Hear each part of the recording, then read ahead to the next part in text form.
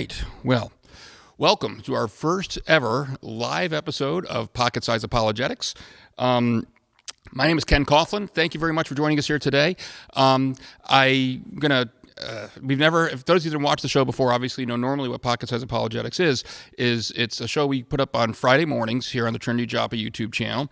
And it's usually, it's about, 4 minutes long, 5 minutes long, something like that.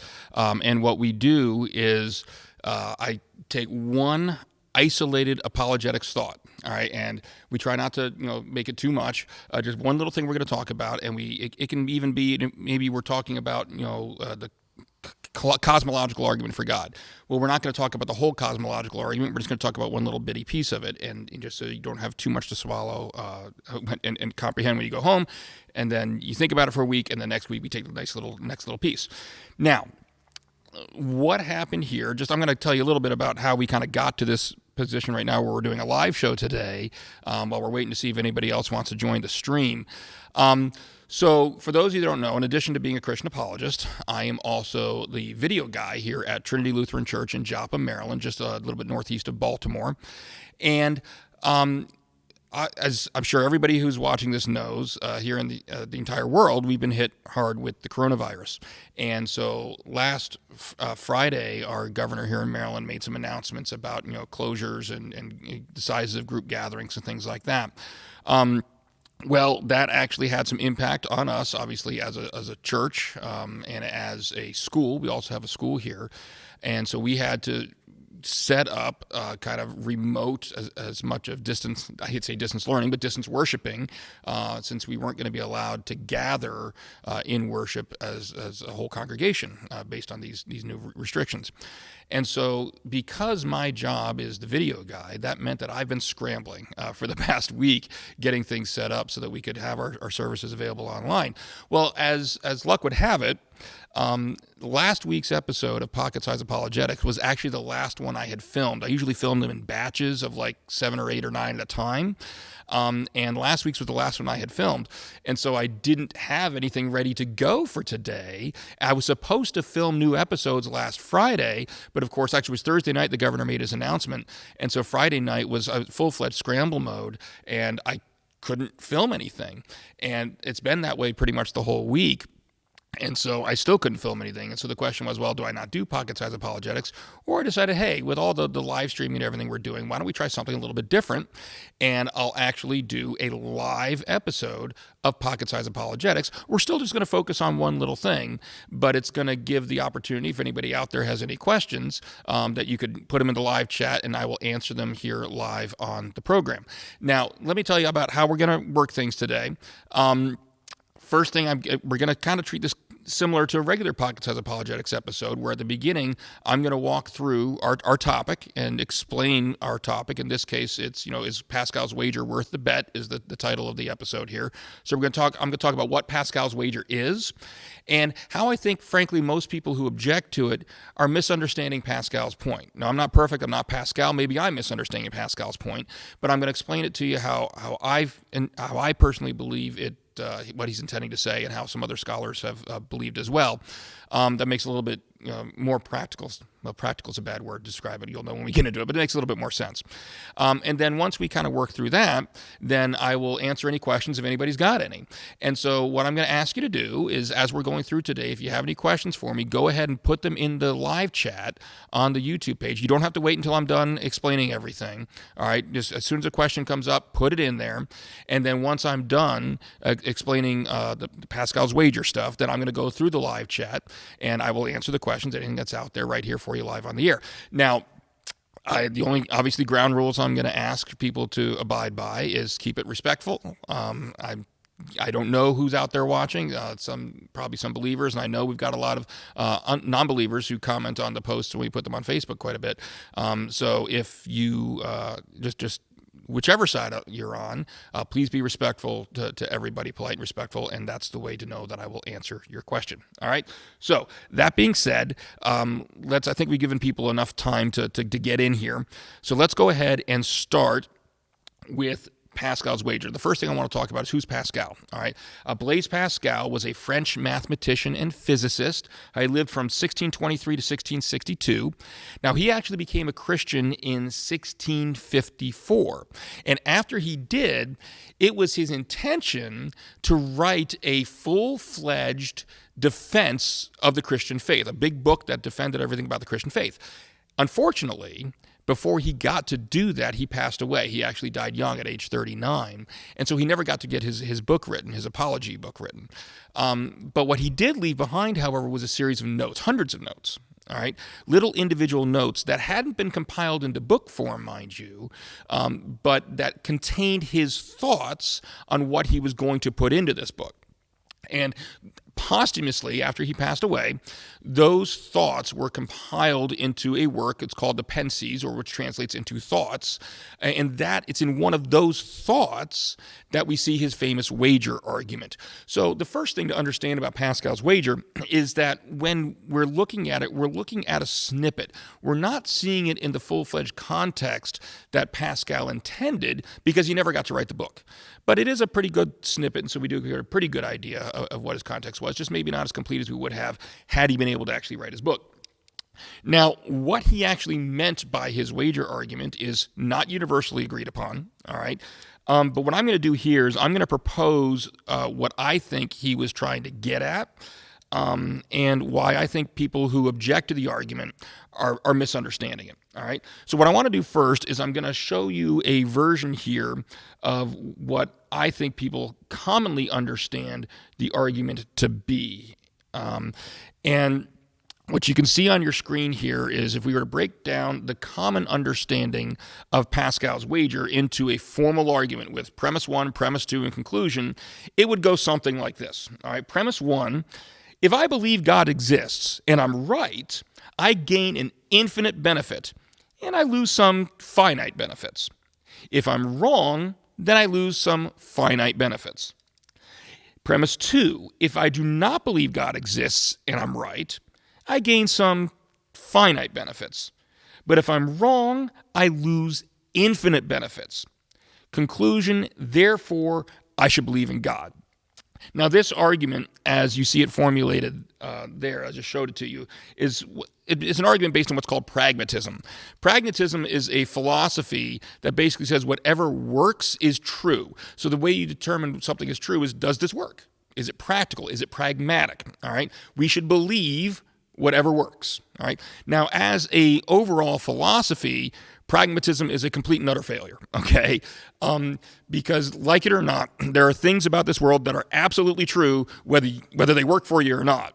All right, if I'm walking off the edge of a cliff, it might not work for me to fall to the bottom of that crevasse, but guess what? It's still true. Whether it works for me or not is irrelevant to what's actually going to happen to me once I take that step off the edge. And so there is a reality to truth that smacks us in the face, whether it's pragmatic or not, all right? So as a philosophy, pragmatism fails. So it's not a surprise when a lot of people look at Pascal's wager argument as being a pragmatic argument. They think it's an utter failure, because if that's what he meant, then I think he absolutely would be a failure. If he was basically saying, well, if you believe in God, you stand to get a whole bunch of benefits. If you don't get as many benefits. So it's more practical, it's more pragmatic to believe in God, therefore you should believe in God. That's the way the argument's often presented. I don't think that's what Pascal was actually trying to say. Now, in order to actually get at what he was trying to say, I'm going to take you through a few steps. And the first step is to understand what his starting point was, because I think his starting point also has been largely misunderstood, and that is what has contributed to some of the confusion over the argument. All right, Pascal does start out by saying that he does not believe that reason alone can provide absolute certainty about whether or not God exists.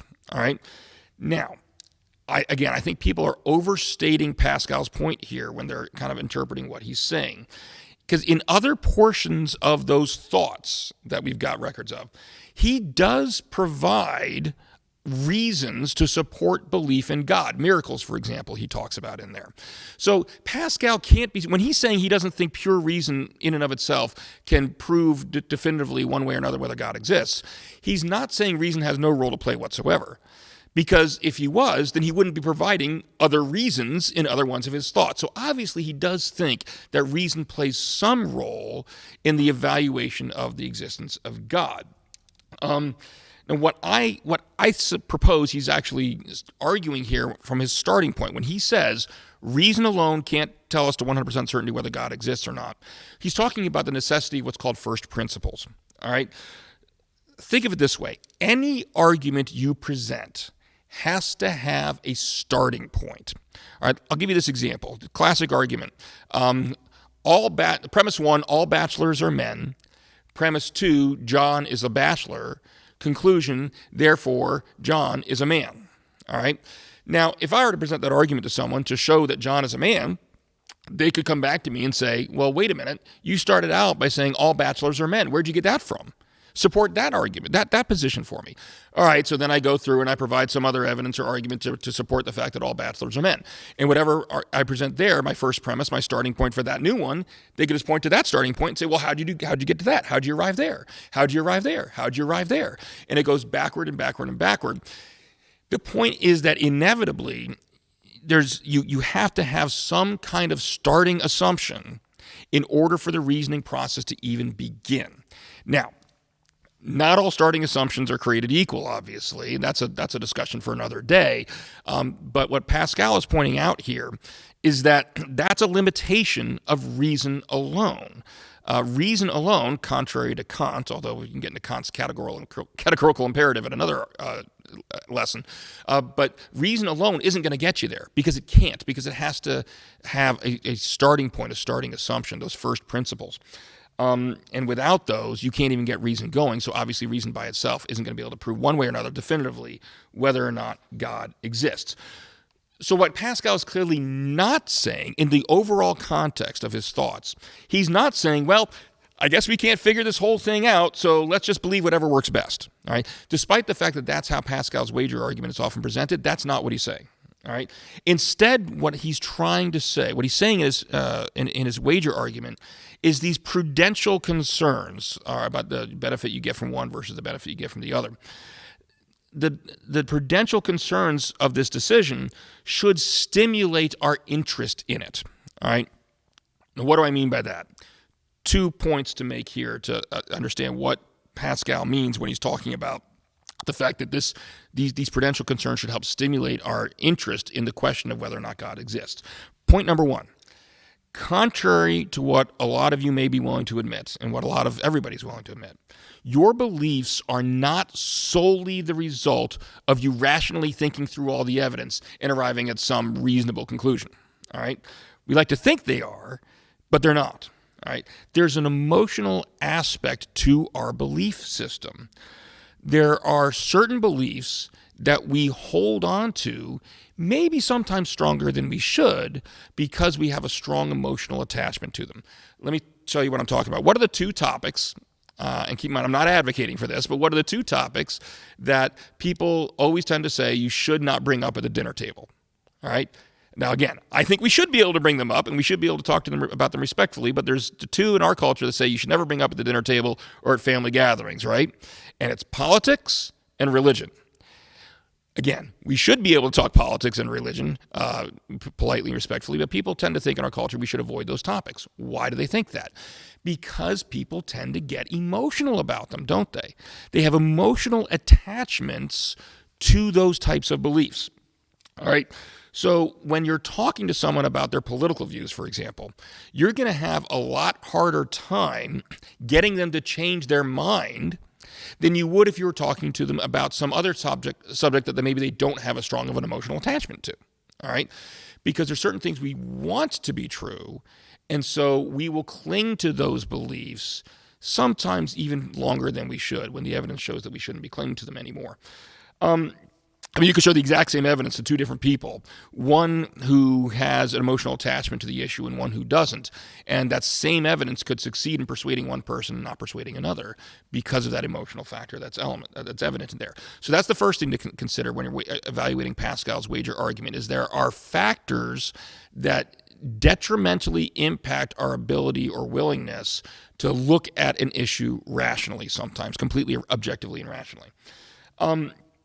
Second factor to consider is that some decisions are more important than others. They have more impact, and so we should be taking them more seriously and taking more care when we're arriving at those decisions. And we do this, if you think about it in real life. There are certain decisions that we do struggle with a lot more than other decisions. I want to give you a really good example here. This is from a Christian apologist, Douglas Groothuis. And what he says is this. Let me switch to the next slide here. Sorry about that.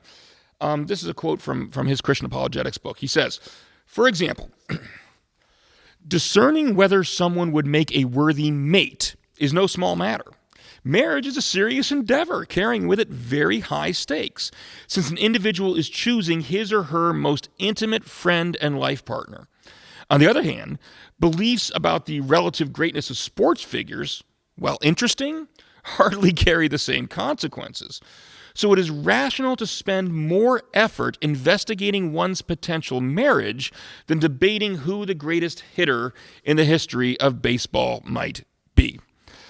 All right, so the purpose of that illustration is to show us that what Pascal is really trying to say in his wager argument is that the decision about whether or not God exists, when we're mulling that one over, it's got to be one of those more important decisions. I mean, it's closer to the marriage decision than the greatest baseball hitter decision, but obviously even that marriage decision it pales in comparison to the significance of the decision about whether or not God exists. When you take into account, and specifically here, to be fair, we are talking about whether or not the Christian God exists here, all right?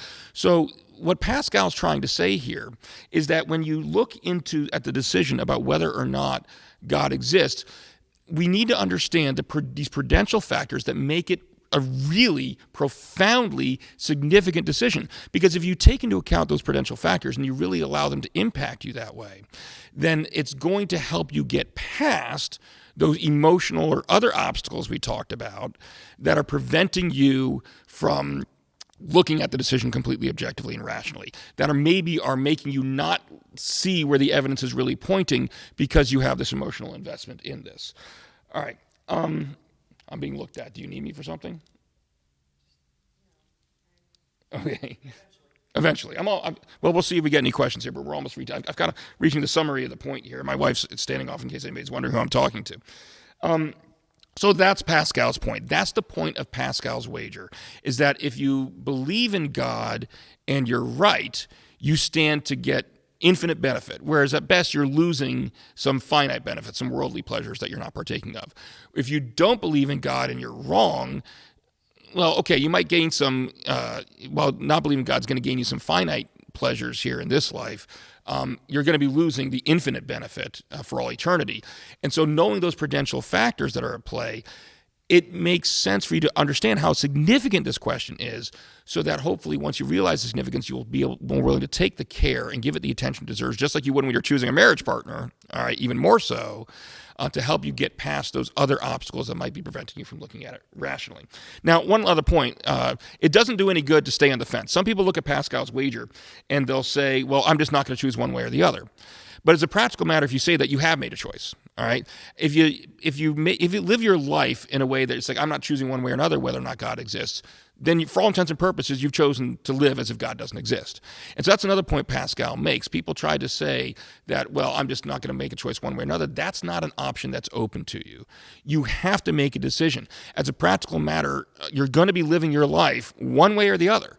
You're either going to be living your life as if this Christian God is real, and deserving of your worship, or you're going to be living your life as if he's not, all right? Because you're not going to be worshiping, you're not going to be living that, going to church, things like that. You can't have it both ways. There is no straddling the fence on this issue. So Pascal's wager is just intended to stimulate our interest in the question of whether or not God exists. And to that extent, I think it is a successful argument. It wouldn't be successful if he was just talking about, well, if it works for you, believe it. We already talked about that. Pragmatism's a failure. But to the extent that it does stimulate interest and make us understand the significance of this issue, then it is a success. One last point before I close and see if there's any questions out there. And this is an important one. Choosing a side in the wager is not what determines our belief, all right? In other words, we don't believe in God because we stand to get some benefit out of it, all right? That's not really true belief, all right? That's getting back to that pragmatism thing. Instead, recognizing the stakes that are at play should get us interested in taking this question seriously, like we should, to get us past any of those other obstacles. It helps us to get past any non-rational factors that might be getting in the way of us looking at that question rationally. All right? I'm not Pascal, so I'm not going to say that it's 100% certain that he wasn't trying to make that pragmatic argument. Again, it's somewhat hard to tell. We don't have the completed work. We just have these individual thoughts, so to speak. If he was trying to make a pragmatic argument, I disagree with him. I don't think pragmatism works. No pun intended. But I don't think that's what he was trying to say. As I read it, I tend to think he was trying to make this prudential point so that we wouldn't just be rejecting God, or people wouldn't just be rejecting God out of hand. Now, of course, I am also a believer that unless the Holy Spirit's at work in someone, then they're going to keep looking at the question wrongfully. They're still going to be letting these other factors get in the way and obstructing them, because we need the Holy Spirit to get past that. That, however, is a theological discussion for another day, not for today. All right, so that's Pascal's argument, my take on Pascal's wager. Right now, I don't see any questions in the live chat, so I'm going to give you about 2 more seconds, understanding that you're on a 30-second delay, so maybe I should give you about 30 seconds to see if something pops up. So if you got a question for me, ask it now. I'm counting down from 30 at this moment. If I don't get any, then we will wrap this thing up. I will tell you that while we're waiting for this 30 seconds to run by, that next week, what we're going to talk about, assuming all things go according to plan, is what's called the argument from desire. This is more of a concrete argument for the existence of God. Unlike, like I said, Pascal's wager, I really don't think he was trying to say, well, it works, therefore believe in it, it must be true. I think he was making this more prudential point. That's not true for the argument from desire. Argument from desire is, is trying to make an affirmative case that God does, in fact, exist, and we can believe it, and we can show it through, well, our desires. I'll explain what that means next week. I'm imagining, given the reality of what's going on here with the coronavirus, that it's going to be another live stream episode like this. So please, if you like this one, share this video. It'll still be up on the YouTube channel even after the live stream is over, and tell people all about it, and get some more people to come in and tune in next week. All right? I don't see any questions, so I am going to go ahead and sign off. Thank you very much for joining us here today for this, unique episode of Pocket Sized Apologetics, and we'll see how things go as where the future holds. But I do want to say, we here at Trinity are praying for all of you, whether you're a member of Trinity, whether you're not a member of Trinity. Obviously, you're in our prayers. We hope everybody stays well, stays healthy. And if you are local to our area and you are in need, give us a call. Our phone number is 410-679-4000. Thank you. And also, we do have a food closet here, a food pantry that is staying open during this whole time. So if you are a person who's in need and you can't afford it, you need someone to help getting your groceries, then that is available to you. Go to trinityjoppa.org, and there's a tab that says Ministries, and if you click on that tab, you'll see where it says Food Pantry. Click on that. It's got all the information, all the hours on there. Or, as my wife is reminding me, our brand new Facebook page, which is called Trinity Food Ministry, right? Yeah. I think so. I created it. I should remember. We're not. So you look for the one that's got the picture of the sign that says Trinity Food Ministry. It's the sign in the front of our building is and the one that's in Joppa, Maryland. So if you do have need, look at those resources. We would be more than happy to help you out. All right. That's all I've got here. So I am going to say thank you very much for joining us, and hope you can join us again next week, and God bless.